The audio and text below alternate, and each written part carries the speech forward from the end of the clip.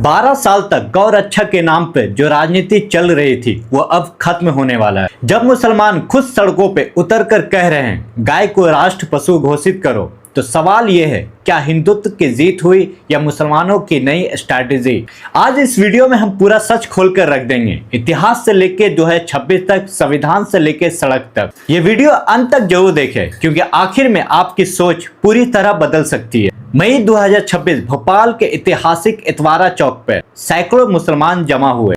All India Muslim festival committee के banner तले नारे लगाए जा रहे थे कि गाय को राष्ट्र पशु घोषित किया जाए। जमीयत उलमा हिंद के अध्यक्ष मौलाना असद मदनी ने साफ कहा, अगर गाय को नेशनल एनिमल्स बना दिया जाए तो मॉब लिंचिंग और नफरत की राजनीति खत्म हो सकती है। कि गाय को मत ज़बा करो, मैं कहता हूँ एक कदम आगे बढ़कर मत ज़बा करो।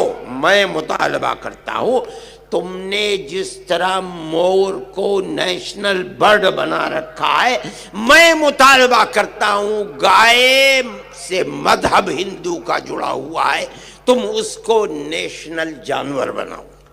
वहीं कोलकाता के नखोदा मस्जिद के इमाम मौलाना शफीक कासमी ने भी यही अपील की, मुसलमान गाय का गोश्त न खाए, अपने मस्जिद से इसे बंद कर दे। इन पर पाबंदी लगनी चाहिए। ये कांग्रेस एमएलए अतीफ अकील और एमपी इमरान मसूद और उसके साथ ऑल इंडिया मुस्लिम जमात के चीफ भी इस मांग के साथ आए। देश के मुस्लिम समाज कह रहे हैं कि देश की बहुसंख्यक आबादी गाय को मां मानती है, तो सरकार इसे राष्ट्र पशु घोषित क्यों नहीं कर रही। और इसके साथ सख्त लहजे में कहा, जो बेचे, खरीदे या खाए सब पर सख्त कानून लगे। लेकिन सवाल यह है, ये मांग हिंदुत्व की जीत है या मुसलमानों की तरफ से शांति का कोई नया रास्ता। इसको हम आगे समझने की कोशिश करेंगे। ऐसा सुनकर कई लोगों का होश उड़ गए, लेकिन ये कहानी 10 साल पुरानी है। आइए थोड़ा पीछे चलते हैं। 1947 के आसपास कॉन्स्टिट्यूट असेंबली में गौ हत्या पर बहस हुई। अनुच्छेद 48 ये directive principle of state policy है, कोई फंडामेंटल राइट नहीं। इसमें लिखा है राज्य को आधुनिक और वैज्ञानिक तरीके से कृषि और पशुपालन को बढ़ावा देना चाहिए। खास तौर पर गाय, बछड़े और दूध देने वाले पशुओं की हत्या रुकनी चाहिए। यह मुख्य रूप से कृषि और अर्थव्यवस्था के लिए था, न कि किसी धार्मिक भावनाओं के लिए। आजादी के बाद कई राज्यों ने गुजरात, महाराष्ट्र, यूपी गौ हत्या पे बैन लगाया, लेकिन केंद्र स्तर पे पूर्ण बैन नहीं लगा। धीरे धीरे आर्थिक कारण और सांस्कृतिक भावनाएं दोनों मिक्स हो गई। दशकों तक ये मुद्दा सुलगता रहा, लेकिन असली आग 2014 के बाद लगी।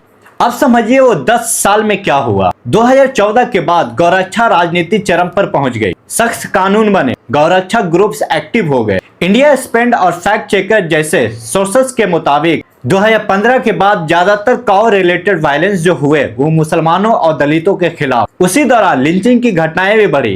कई नामी घटनाएं भी हमने देखे हैं, जैसे इकलाक, पहलू खान, तबरेज अंसारी, अतहर हुसैन। इन सभी को गाय के नाम पर लिंचिंग कर दिया गया। वहीं कुछ राज्यों में बफेलो मीट्स एक्सपोर्ट चलता रहा, लेकिन गाय पर सख्ती रहा। देखते देखते किसानों की समस्या बढ़ती गई। बूढ़ी गाय बेच नहीं पा रहे थे, सड़कों पे आवारा मवेशी बढ़ते जा रहे थे। राजनीति में ये मुद्दा इलेक्शन के समय पोलराइजेशन के लिए इस्तेमाल होता रहा, लव जिहाद से लेके कौ जिहाद तक। सरकार का कहना है कि ये गौ हत्या का मुद्दा राज्य का विषय है, मतलब केंद्र सरकार पूरे देश में एक साथ बैन नहीं कर सकती, हर राज्य खुद फैसला ले सकता है। यह आर्टिकल 246 में लिखा हुआ है। 2025 में केंद्र सरकार ने साफ साफ कहा, हम गाय को राष्ट्र पशु बनाने का कोई प्लान नहीं बना रहे। तो 10 साल के बाद मुसलमान खुद ये मांग क्यों कर रहे हैं? क्या गौ रक्षा राजनीति थक गई है या नया ट्विस्ट आ गया है? ये जानना बहुत जरूरी है। अब संवैधानिक तरीके से सोचते हैं तो आर्टिकल 48 आर्थिक और वैज्ञानिक आधार पर है। तो सबसे बड़ा मकसद था दूध देने वाले पशुओं को बचाना। सुप्रीम कोर्ट ने 2005 में कुछ बैन को अपहेल्ड किया,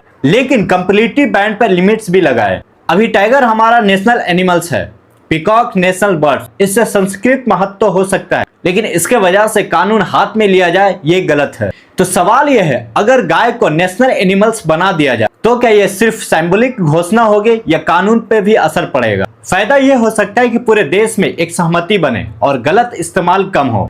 मुस्लिम समाज बार बार कह रहे हैं कि इसे राष्ट्र पशु बना दो तो राजनीति खत्म हो जाएगी, लेकिन क्या सच में ये मांग समझदारी भरा कदम है शांति के लिए?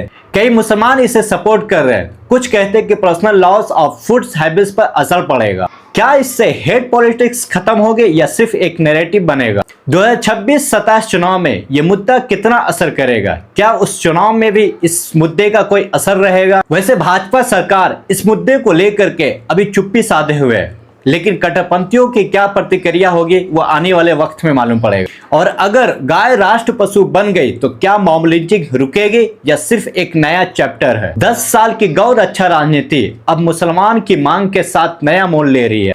देखना होगा 2026-27 में सरकार क्या करती है। आप क्या सोचते हैं, क्या ये शांति की रास्ता है या कुछ और? कमेंट में अपनी राय जरूर बताएं। वीडियो पसंद आए तो लाइक शेयर करें। ऐसी ग्राउंड रियलिटी के लिए मेरे चैनल को सब्सक्राइब करें। जय हिंद।